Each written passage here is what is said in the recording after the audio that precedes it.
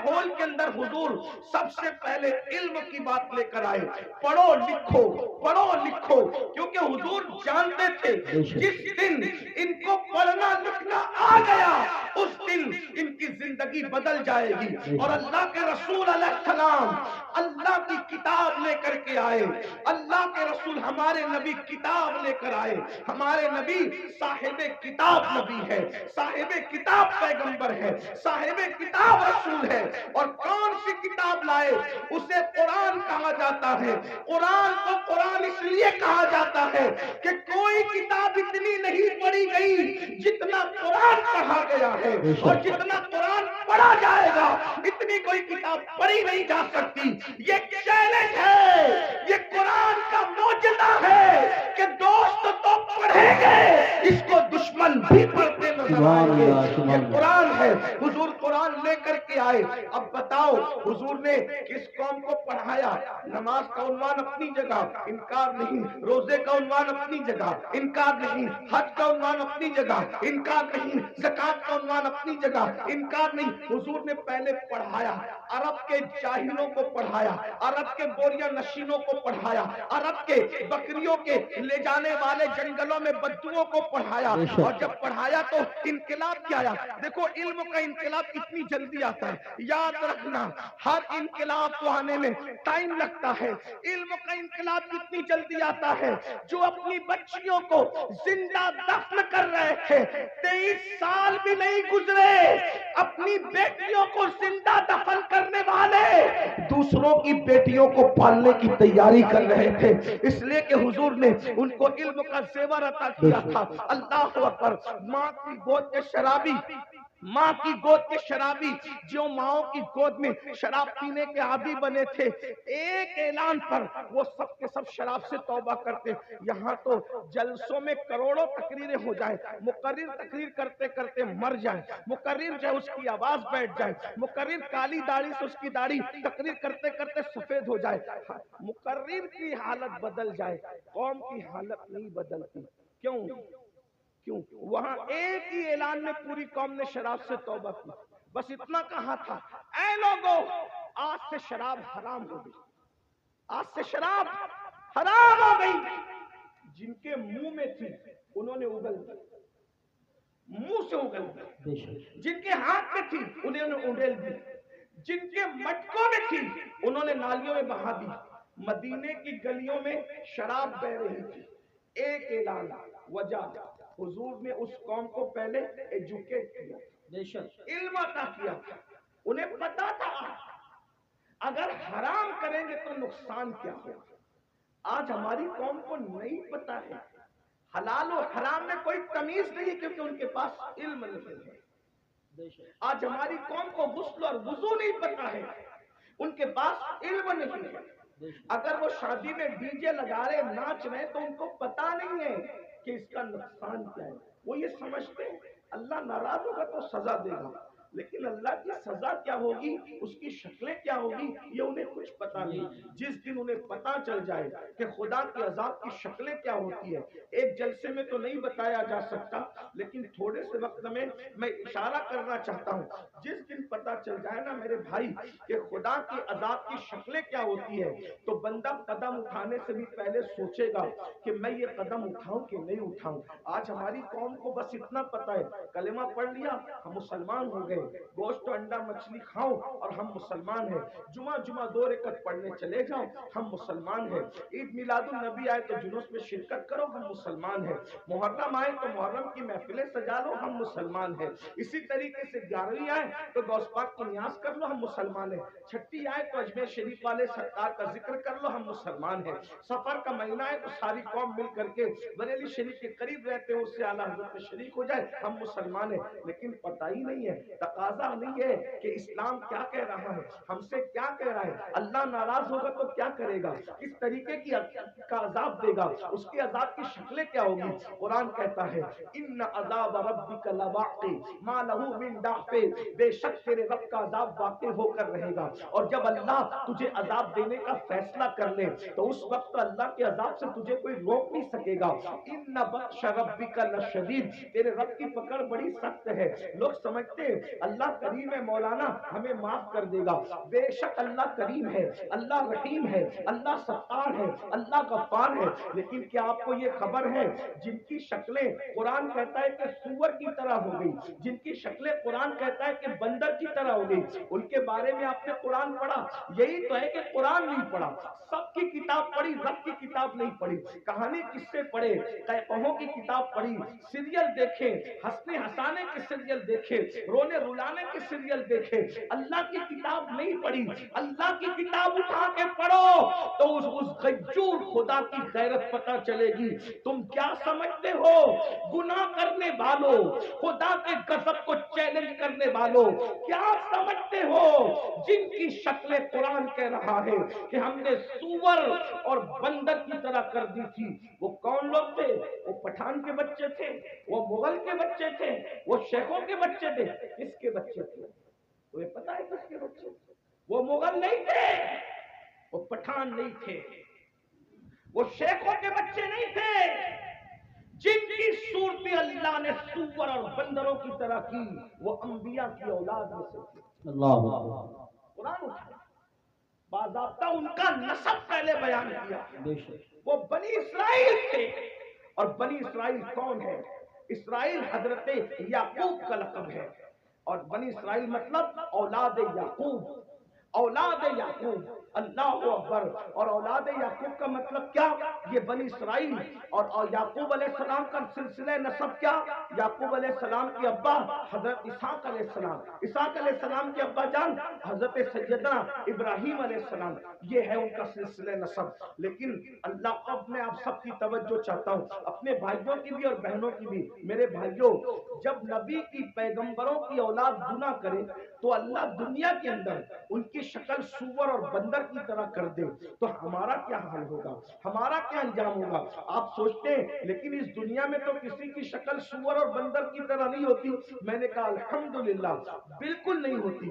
اس کی وجہ یہ ہے کہ ان کو جو پیغمبر ملے تھے وہ اور تھے، اور ہمیں جو نبی ملا ہے وہ اور ہے۔ ہمارا نبی نبی الانبیاء ہے، ہمارے آقا سید الانبیاء ہے، ہمارے آقا محبوب خدا ہے۔ لیکن یاد رکھنا اس کا یہ مطلب نہیں کہ محبوب کی خاطر اگر دنیا میں شکلیں نہیں بگڑ رہی ہے تو قبر میں بھی نہیں بگڑے گی، ایسا نہیں ہے۔ قبر میں شکلیں بگڑے گی۔ اللہ کے رسول علیہ السلام نے فرمایا، ہم نے شب معراج، آقا فرماتے ہم نے شب معراج جب جہنم کا مشاہدہ کیا تو ہم نے دیکھا کہ کچھ لوگوں کی شکل کتے کی طرح ہے، کچھ لوگوں کی شکل خنزیر کی طرح ہے، کچھ لوگوں کی شکل بندر کی طرح ہے۔ حضور فرماتے ہم نے شب معراج دیکھا، اللہ اکبر، اللہ سے ڈرتے کیوں نہیں، اللہ سے خوف کرتے کیوں نہیں؟ آئیے میں آپ کو بتاؤں، اللہ اکبر، آقا کریم رؤوف الرحیم صلی اللہ علیہ وآلہ وسلم ارشاد فرماتے ہیں کہ معراج کی شب ہم نے ایک منظر دیکھا۔ آقا فرماتے ہیں جنت کی سیر کی آقا نے اور جہنم کا مشاہدہ کیا۔ دیکھو یہ باتیں ہمیں نہیں پتا ہے، جس دن پتا چل جائے گی اس دن ہمیں احساس ہوگا اور ہمیں یقین ہے ہماری قوم کو جب کوئی بات پتا چلتی ہے تو وہ اس پر عمل کرتے ہیں، کیونکہ اس پر قرآن کی نص موجود ہے، وَذَكِّرْ فَإِنَّ الذِّكْرَىٰ تَنفَعُ الْمُؤْمِنِينَ، کہ مومنوں کو نصیحت کرو کہ نصیحت مومنوں کو فائدہ دیتی ہے۔ یہ اتنے نوجوان داڑھی کیوں رکھ رہے ہیں؟ یہ کسی نہ کسی خطیب کی گفتگو کا اثر ہے۔ بہت سارے جوان نماز کیوں پڑھ رہے ہیں؟ ہم اللہ اکبر، بہت سارے علاقوں میں ہم لوگ گئے نہیں، بہت سارے لوگ دوسرے خطبہ نہیں گئے، لیکن کسی نے کہا ہمارے امام صاحب نے نماز پہ تقریر کی ہم نمازی بن گئے، داڑھی پہ تقریر کی ہم داڑھی رکھیں، تو پتا چلا یہ جلسے بالکل بھی لایانی نہیں ہے، غیر ضروری نہیں ہے۔ مومنین کو نصیحت فائدہ دیتی ہے، بس ناصح کی نیت صحیح ہونی چاہیے اور سننے والوں کو بھی صحیح طور پر سننے کا شوق ہونا چاہیے۔ اب آئیے ذرا تھوڑا سا دل کے کانوں سے سن لے۔ آپ نے گزشتہ مہینے کے اخیر میں معراج مصطفیٰ تو سنا ہوگا، لیکن معراج کا ایک حصہ ذرا ہم سے بھی سن لے۔ اللہ اکبر، آقا کریم صلی اللہ علیہ وآلہ وسلم ارشاد فرماتے ہیں کہ معراج کی شب ہم نے کیا دیکھا؟ اللہ اکبر، جب جہنم کا مشاہدہ کیا۔ مشاہدے اور سیر میں فرق ہے، جنت کی سیر کی ہے، جہنم کا مشاہدہ کیا ہے۔ اللہ اکبر، تو فرماتے ہیں خون کا دریا تھا، پیپ کا دریا تھا اور اس میں بندہ تیر رہا تھا. خون اور پیپ کے کھولتے ہوئے دریا کے اندر کوئی تیر رہا ہو, تھوڑا توجہ کیجئے گا میرے پیارے آقا علیہ الصلوۃ والتسلیم کے پیارے دیوانوں, ذرا غور کیجئے گا.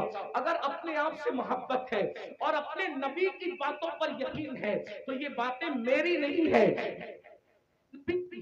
یہ باتیں مصطفیٰ جان رحمت صلی اللہ علیہ وآلہ وسلم کی ہے. ذرا غور کرو, ماں اور بہنوں کی بھی توجہ چاہتا ہوں. یاد رکھنا, کسی کی بھی بات میں شک کرو گے تو کوئی نقصان نہیں ہوگا, لیکن اپنے نبی کی بات میں شک کرو گے تو ایمان بھی ہاتھ سے جا سکتا ہے. یہ تمہارے اور میرے نبی نے فرمایا. شب معراج جہنم کا مشاہدہ ہو رہا ہے, خون کا دریا ہے, پیپ کا دریا ہے, اور وہ کھولتا کھولتا خون ہے, کھولتا کھولتا پیپ ہے. اس میں ایک بندہ ڈبکیاں لے رہا ہے, ایک بندہ تیر رہا ہے.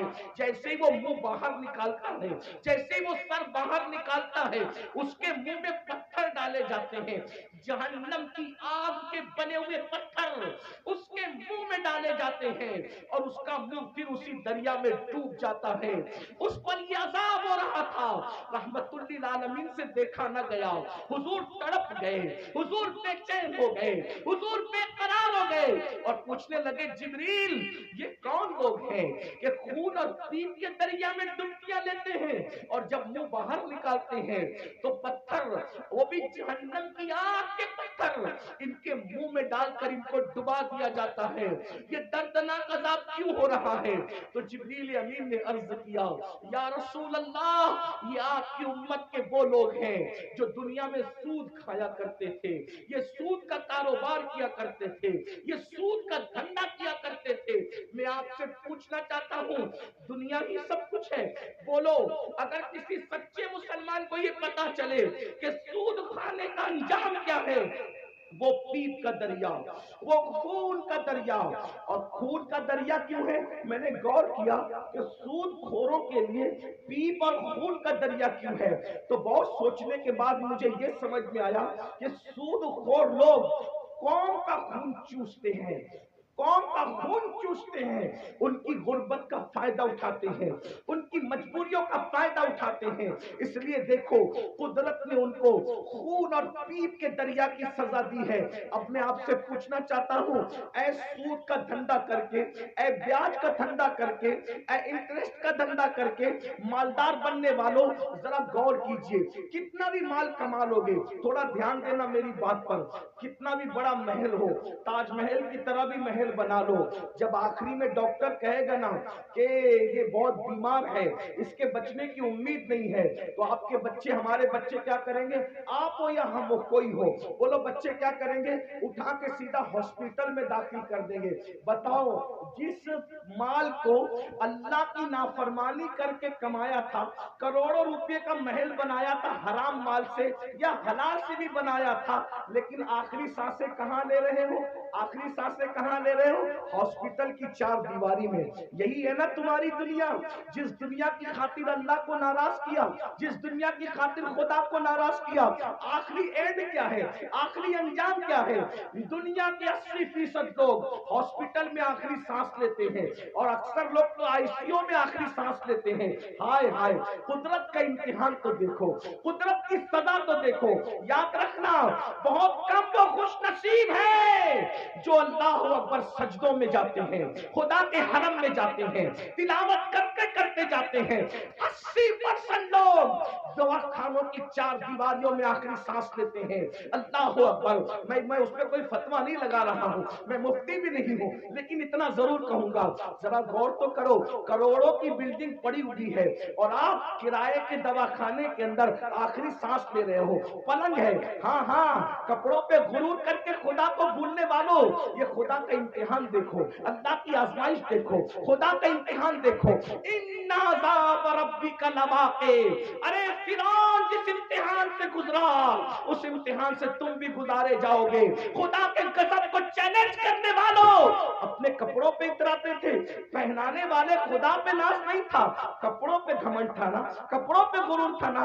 کیا ہوتا ہے 50,000 کا میرا ڈریس ہے, 25,000 کے اچھے کپڑے پہنو, اسلام منع نہیں کرتا, لیکن آخری میں کیا ہے سارے اچھے کپڑے اتار کے گھر رکھ دیے گئے اور ہاسپٹل کے کپڑے تمہیں پہنائے گئے. یہ مرنے سے پہلے خدا کا امتحان ہے. کس دنیا سے منہ لگا رہے ہو, کس دنیا سے دل لگا رہے ہو, کس دنیا کے چکر میں اللہ کو بھولے ہو, کس دنیا کے چکر میں شریعت کو پیٹ کے پیچھے ڈالے ہو, کس دنیا کے چکر میں دین کو پیٹ کے پیچھے ڈالے ہو. مسلمانوں اگر تمہیں یہ علم ہو جائے کہ دنیا کی اوقات کیا ہے تو تم کبھی دنیا کو منہ نہ لگاؤ, دنیا سے دل نہ لگاؤ. اللہ کے رسول علیہ السلام نے ایک مرتبہ دریا کے اندر اپنی انگلی ڈبوئی اور دریا میں انگلی ڈبو کر کے باہر نکالا اور باہر نکال کر کے فرمایا یہ میری انگلی میں جتنا پانی آیا وہ دنیا ہے اور یہ جو سارا پانی ہے وہ آخرت ہے. اب بتائیں قطرے کو لے کر کے سمندر کو چھوڑنے والے نادانوں, دراصل علم نہیں ہے. اگر ہمیں علم ہوتا تو پتا چلتا والآخرت خیر وابقا, آخرت بہتر بھی ہے, آخرت باقی رہنے والی بھی ہے, دنیا باقی رہنے والی ہے ہی نہیں. اور دنیا تو کہتے اسے ہیں جو ادنا کی بھی تصویر ہے, جو ادنا سے بھی گری ہوئی کو دنیا کہتے ہیں. ادنا کا مطلب سمجھتے ہیں نا, ادنا کا مطلب چھوٹا, اور دنیا دنیا اور اس سے بھی گری ہوئی, جس کا نام ہی دنیا ہو حقیر. لیکن یہ پتا ہم سمجھتے دنیا کوئی بڑی چیز ہے. ارے نادان دنیا کہتے ہی حقیر کو ہے, ایسی حقیر کہ اس سے زیادہ کوئی حقیر نہ ہو. جیسے بہتر, بہتر, بہترین, افضل, افضل, درجات بڑھتے ہیں نا. جب تفضیل کے ساتھ بات ہوتی ہے تو پھر درجات بڑھتے ہیں, ایسے جب تصغیر کے ساتھ بات ہوتی ہے تو پھر درجات گھٹتے ہیں نا. تو دنیا تصغیر ہے کیا, یہ اتنی حقیر ہے کہ اس سے بڑھ کر کوئی حقیر نہیں. لیکن ہمارے پاس یہ بھی علم نہیں ہے, دنیا دنیا بھی کہتے ہیں اور اس پر قربان بھی ہوتے ہیں. پتہ ہی نہیں ہے کہ حقیر سے قربان نہیں ہوا جاتا. ارے جب حقیر سے قربان نہیں ہوتے تو حقیر سے کیسے قربان ہوتے ہیں؟ اگر قربان ہونا ہے تو اس پر قربان ہو جاؤ جس نے دنیا بھی پیدا کیا, آخرت بھی پیدا کیا. یزید دنیا میں قربان ہوا, ختم کر دیا گیا. حسین دین میں قربان ہوئے, آج حسین پاک کا ذکر بھی باقی ہے, نسل بھی باقی ہے. نعرہ تکبیر, دنیا کی خاطر, یا رسول اللہ, دنیا کی خاطر, یا رسول اللہ, یا علی, یا علی زندہ باد. دنیا کی خاطر ماشاءاللہ, اس نے دین کو پیٹ کے پیچھے ڈالا. اس کی نسل بھی مٹی, اس کی قبر بھی مٹی, اس کا دربار بھی مٹا, اس کا نام بھی مٹا. یہ تو ہم حسینیوں کا احسان ہے کہ بطور مذمت اس کا نام لے لیتے ہیں تو کہیں کہیں وہ یاد آ جاتا ہے. اگر ہم بطور مذمت جیسے شیطان کا نام آتا ہے اعوذ باللہ من الشیطان الرجیم کے طور پہ اللہ اکبر, اگر اس طریقے سے اس لعنتی کا نام نہ لیں تو کبھی لوگ اس کو یاد نہیں کرتے. یہ تو حسینیوں کا احسان ہے کہ مذمت کے اعتبار سے کہیں نہ کہیں وہ یاد آتا ہے. یہ ہے دنیا. اب اسی دنیا میں غرق ہو رہے ہیں, اسی دنیا میں ڈوب رہے ہیں. تو آقا ارشاد فرماتے ہیں ہم اور آگے بڑھے. توجہ فرمائے, آپ توجہ تو بہت اچھی کر رہے ہیں ماشاءاللہ, لیکن مزید غور کریں. آقا فرماتے ہیں ہم اور آگے بڑھے تو ہم نے کیا دیکھا, کچھ مرد اور عورتیں ہیں جن کی چمڑیاں آگ کی کینچی سے کاٹی جا رہی ہیں. بس میں بات طویل نہیں کروں گا اور ختم بھی کر دوں گا وقت پہ, کیونکہ ہم 1 گھنٹہ لیٹ چل رہے ہیں اور مجھے دوسرے پروگرام کی طرف, رات کے پروگرام کی طرف جانا بھی ہے. لیکن غور سے سن لیں, معراج کا یہ بھی حصہ ہے. فرمایا کیونکہ معراج میں حضور اللہ فرماتا ہے لِنُرِيَهُ مِنْ آیَاتِنَا, ہم نے ان کو اس لیے سیر کرائی مسجد حرام سے مسجد اقصی تک تاکہ ہم ان کو اپنی نشانیاں دکھائیں. یہ نبی کا دیکھنا ہے, نبی کا دیکھنا ہے. جہنم میں لوگ بعد میں جائیں گے, نبی پہلے دیکھ رہے ہیں.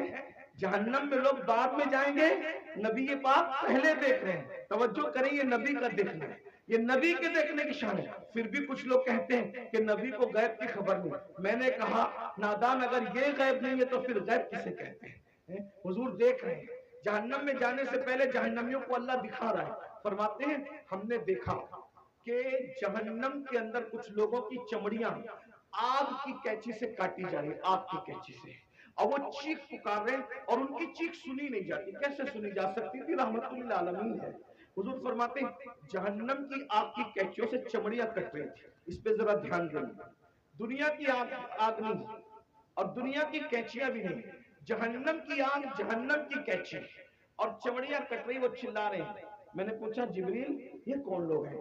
उसमें मर्द और औरतें एक साथ थे, वो नंगे थे, मर्द और एक साथ थे, नंगे थे, उनकी चमड़ियां कट रही थी आपकी कैंची से और चिल्ला रहे थे।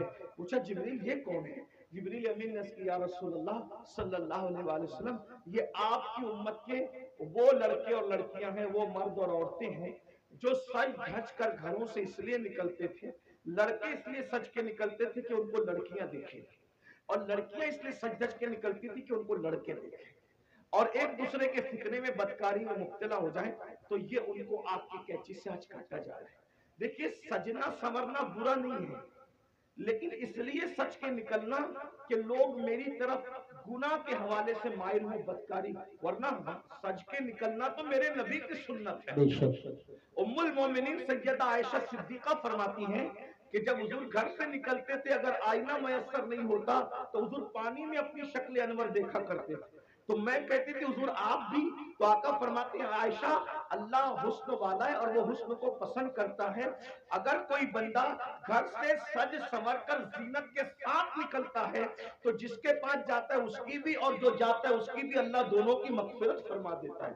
हमारे यहाँ तो नमाज के लिए भी सज संवर कर मस्जिद जाने का हुक्म है, लेकिन अफसोस इस बात पर है सजने पर इस्लाम एतराज नहीं करता, संवरने पर इस्लाम एतराज नहीं करता, जीनत करने पर इस्लाम एतराज नहीं करता। इस्लाम ये कहता है कि अच्छी नीयत के साथ जीनत करो। ये नीयत से जीनत करना, इत्र लगाना, खुशबू लगाना और अपनी शक्लों को संवारना के माज़अल्लाह मर्द इस तरह से करे कि औरतें उनकी तरफ मुतवज्जे हो और बदकारी में मुब्तला हो, और औरतें इसलिए सजे सवरे कि मर्द उनकी तरफ मुतवज्जे होकर बदकारी के अंदर मुब्तला हो जाए। मेरे आका सल्लल्लाहु अलैहि वसल्लम की कनीजों से एक बात कहना चाहता हूँ, संवरना औरतों को जरूर है, लेकिन बाहर निकलने के लिए नहीं बल्कि अपने शौहर के लिए। यहाँ तक फरमाया गया जो औरत अपने शौहर का दिल खुश करने के लिए बनती और संवरती है, अल्लाह तबारक व तआला ऐसी औरत को नफ्ल नमाज पढ़ने से ज्यादा सवाब अता फरमाता है। लेकिन यहाँ बाजार में जाने के लिए नहीं संवरना, वलीमे में जाने के लिए नहीं संवरना, बाहर निकलने के लिए नहीं संवरना। औरत को अगर संवरना है तो शौहर के लिए संवरना है। और एक बात भी अपनी बहनों से कह दूं, अल्लाह के रसूल अलैहिस्सलाम ने तो यहां तक फरमाया जो औरत इत्र और खुशबू लगाकर अपने घर से निकलती है कि वो खुशबू मर्दों को अपनी तरफ माइल करती है, ऐसी औरतें क़यामत के दिन ज़ानिया औरतों की हैसियत से उठाई जाएगी। अल्लाह अकबर। ज़िनाकार औरतों की हैसियत से उठाई जाएगी। औरतों को बाहर निकलते वक्त तो खुशबू भी नहीं लगाना चाहिए और बुर्का भी उनको ऐसा पहनना चाहिए कि इतना ढीला ढाला बुर्का हो कि माँ अल्लाह अकबर के पहनने वाली औरत जो है वो उसका जिस्म छोटा है या बड़ा है, उसका जिस्म दुबला है या मोटा है, इस बारे में किसी को अंदाजा न हो। इतने ढीले और इतने भद्दे कपड़े पहनने चाहिए बुर्के के हवाले से। लिबास अच्छा पहनो लेकिन बुर्के का कपड़ा भद्दा हो, बुर्के का कपड़ा चमकीला न हो, बुर्के पे डिजाइन न हो। इमाम गजाली रहमतुल्लाह अलैह ने आज से 900 साल पहले फतवा दिया था कि डिजाइन वाला बुर्का पहनना जायज नहीं है। 900 साल पहले औरतों को डिजाइन वाला बुर्का पहनने से मना कर दिया गया, और आज तो बुर्के के डिजाइन तो देखो कि माज़अल्लाह जो नहीं देखने वाला वो भी देखने लगे। یہ کیفیت ہے، یہ حالات ہیں۔ اس لیے میں اپنی بہنوں سے کہوں گا، دیکھو یہ دنیا ہے بہنوں، یہ دنیا ہے، ایک جملے کے لیے اپنی آخرت برباد مت کرو۔ یہی ایک جملہ نا کہ سہیلیوں میں بند سمر کے جاؤں گی تو سہیلیاں کہے گی تو کتنی اچھی لگ رہی ہے، بس ایک جملہ، اس ایک جملے پہ اپنی آخرت خراب کر رہی ہو، اس ایک جملے کو سننے کے لیے اپنی آخرت برباد کر رہی ہو۔ میری بہنوں کون کیا کہے گا؟ سہیلیاں اتنا کہے گی، رشتہ دار کی عورتیں اتنا کہے گی تو کتنی اچھی لگ رہی ہے، اور بڑھ کر ایک لمبی گالی بھی دے دے گی کہ تو بالکل ہیروئن کی طرح لگ رہی ہے۔ میں سمجھتا ہوں کہ ہم کو کوئی ہیرو یا ہیروئن کہے، اس سے بڑی کوئی گالی مجھے نہیں لگتی۔ کیوں؟ اس لیے کہ ہیرو ہیروئن کون ہے؟ یہ وہ لوگ ہیں جو اسکرین کے سامنے آ کے زنا کرتے ہیں، یہ ناچتے ہیں، تو کس کوئی ہم کو نچنیا، بھئی اگر کوئی کہے کہ تو مولانا لگ رہا ہے تو مولانا کا مطلب کیا؟ علم والا۔ مولانا کا مطلب کیا؟ شریف۔ مولانا کا مطلب کیا؟ نمازی۔ مولانا کا مطلب کیا؟ متقی، پرہیزگار۔ اب اگر کوئی کہے کہ تو ہیرو لگ رہا ہے، تو ہیروئن لگ رہی ہے، تو آپ مجھے بتائیں کہ وہ لوگ کیا کیا کرتے ہیں۔ میں کسی سے نفرت نہیں کرنے کی بات کر رہا ہوں، میں کوئی نفرت کی بیج نہیں بولنے آیا ہوں، لیکن ایک بات کہتا ہوں، اسکرین پر آ کر کے زنا کرتے ہیں کہ نہیں کرتے؟ فاحشہ عورتوں سے بھی زیادہ گندے یہ لوگ ہیں کہ فاحشہ عورتیں تو چھپ کر کے گھروں میں زنا کرواتی ہیں، لیکن یہ تو اسکرین پر آ کر کے زنا کرتے ہیں، کیمرے کے سامنے آ کے زنا کرتے ہیں، بدکاریاں کرتے ہیں، اور تم خوش ہوتے ہو کہ مجھے تو یہ کہا جا رہا ہے، فلمی اداکارہ سے تشبیہ دی جا رہی، میں کتنی اچھی لگ رہی ہوں۔ میری بہن یہ گالی، اور سن لو، ایک ایسا گندا جملہ سننے کے لیے تم اپنے نبی کو ناراض کر رہے ہو، تم اپنے خدا کو ناراض کر رہے ہو۔ اللہ اکبر۔ اس لیے میری گزارش ہے، یہ دنیا ہمیشہ نہیں رہنے والی، یہ دنیا نے ہمیشہ نہیں رہنا، دنیا نے ختم ہونا ہے، بلکہ دنیا جب ختم ہوگی ہماری زندگی تو دنیا ختم ہونے سے پہلے ہی ختم ہو جائے گی۔ اور بزرگوں نے فرمایا قیامت جب آئے گی ضرور آئے گی، لیکن اس کی قیامت تو اسی دن آ گئی۔ کب آ گئی اس کی قیامت؟ جس دن ہماری روح کا رشتہ ہمارے جسم سے ٹوٹ گیا، جس دن ہمارا انتقال ہو گیا، اسی دن ہماری قیامت آ گئی۔ اب ہم آخرت کی تیاری نہیں کر سکتے۔ میں اپنی بہنوں سے پوچھنا چاہتا ہوں اور آپ سے بھی کہنا چاہتا ہوں، کبھی تصور کیا، اپنی قبر کا تصور کیا؟ ایک دن ہم قبر میں جائیں گے، ضرور جائیں گے، قبر کے اندر داخل ہوں گے، ضرور داخل ہوں گے۔ سوچو تو صحیح، وہاں کا اندھیرا سوچو، جانا تو ہے، اس کا کوئی انکار کر سکتا ہے؟ نہیں کر سکتا۔ جانا تو ہے قبر میں، اندھیرا ہے، کروٹ بدلنے کے لیے بھی جگہ نہیں ہے، وہاں کیڑے ہیں، وہاں مکوڑے ہیں، وہاں سانپ ہے، وہاں بچھو ہے، کوئی بچانے والا نہیں، کوئی مدد کرنے والا نہیں، کوئی مددگار نہیں۔ ذرا میرے بھائیوں غور کرو، میری بہنوں غور کرو، وہ وقت کیسا ہوگا؟ تھوڑی دیر کے لیے، ایک لمحے کے لیے تصور کرو، وہ وقت کیسا ہوگا جب ان گورے گورے خوبصورت نرم نازک گالوں کو قبر کے کیڑے کھا رہے ہوں گے، قبر کے کیڑے جب ان کو کھا رہے ہوں گے، اس وقت کیفیت کیا ہوگی؟ ہاں یہ آنکھیں جس پر غرور اور تکبر اور گھمنڈ کرتے ہو، ان آنکھوں کو قبر کے کیڑے پی چکے ہوں گے، اس کے آنسو پی چکے ہوں گے، اس کے دیدے پی چکے ہوں گے، اور اللہ اکبر، یہ جسم، یہ نرم اور نازک جسم جس پہ بڑا گھمنڈ ہے انسان کو، اس کی چمڑی، اس کا گوشت، ہڈیاں سب قبر کے کیڑے چٹ کر جائیں گے۔ اس وقت ہمارا کیا بنے گا؟ اس لیے میرے بھائیوں، میری بہنوں، اللہ سے ڈرو، ان سب چیزوں کی معلومات حاصل کرو کہ اللہ کا عذاب کیا ہے، اللہ کے عذاب کی شکلیں کیا ہیں۔ اور آج میں تو یہ کہتا ہوں، قبر میں جو عذاب ہوگا وہ تو ہوگا، قبر میں جو سزا ملے گی وہ تو ملے گی، جہنم میں جو ملے گی وہ تو ملے گی، لیکن دنیا میں سزا اللہ دے رہا ہے۔ آج دنیا کے 90% لوگ جو ہیں بے چین ہے، بے قرار ہے، مضطرب ہے، وہ لوگوں کو سکون نہیں ہے۔ سب کہتے ہیں حضرت سکون نہیں ہے، کوئی کہتا ہے اللہ حضرت سب کچھ ہے سکون نہیں ہے، کوئی کہتا ہے بیٹی کو رشتہ نہیں ہے، کوئی کہتا ہے اولاد نہیں ہے، جس کو اولاد ہے فرما بردار نہیں ہے، فرما بردار ہے ان کو نوکریاں نہیں ہے، گھر میں روزی روٹی کا مسئلہ ہے۔ ہر مسلمان نہیں بلکہ ہر انسان کسی نہ کسی مسئلے میں الجھا ہوا ہے۔ یہ مسئلے کیا ہیں؟ یہ مسئلے نہیں ہیں، یہ مسئلے جو ہے اللہ کے عذاب کی ایک شکل ہے۔ اللہ نے بطور عذاب مسلط کیا ہے۔ بیٹی کو رشتہ نہیں آتا یہ اللہ کے عذاب میں سے ایک عذاب ہو سکتا ہے. یاد رکھنا روزی کے لیے در در بھٹک رہے ہو خدا کے عذاب میں سے ایک عذاب ہو سکتا ہے.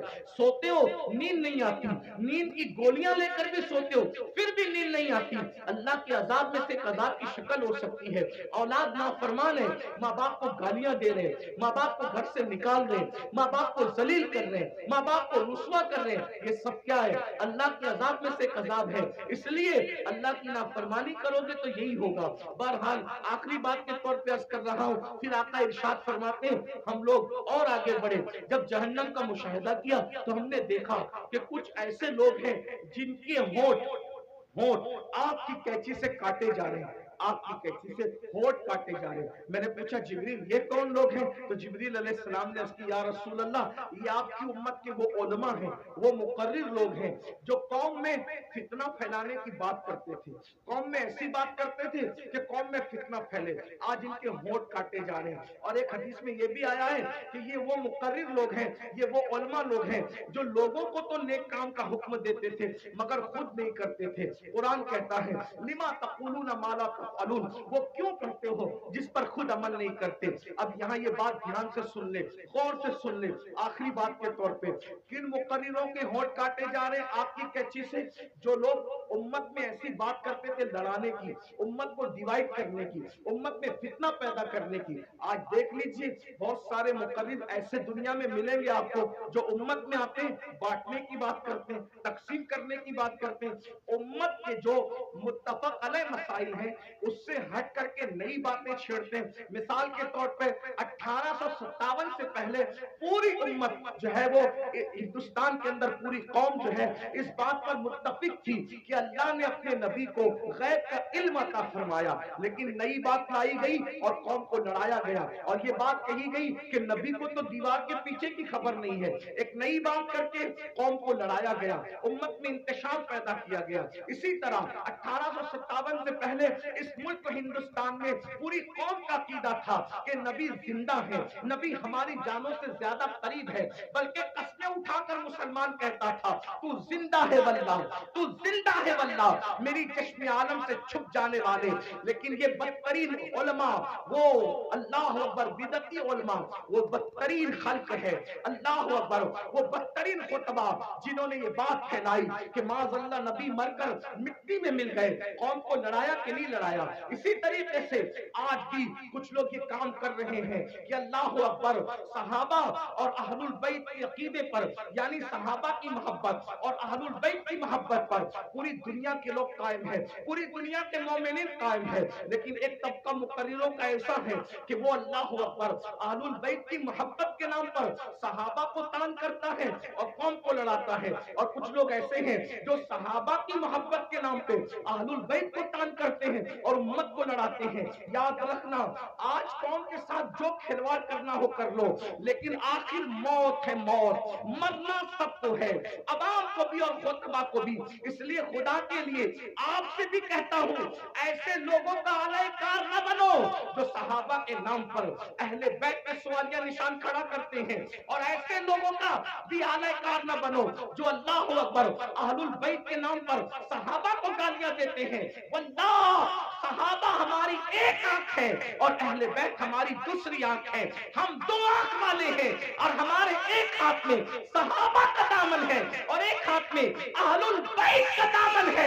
اللہ اکبر, صحابہ وہ ہیں جنہوں نے اسلام پھیلایا ہے اور اہل بیت وہ ہیں جنہوں نے اسلام بچایا ہے. ہم پھیلانے والوں کا بھی احسان مانتے ہیں اور بچانے والوں کا بھی احسان مانتے ہیں. نعرہ تکبیر, نعرہ رسالت, مسلک اعلی حضرت.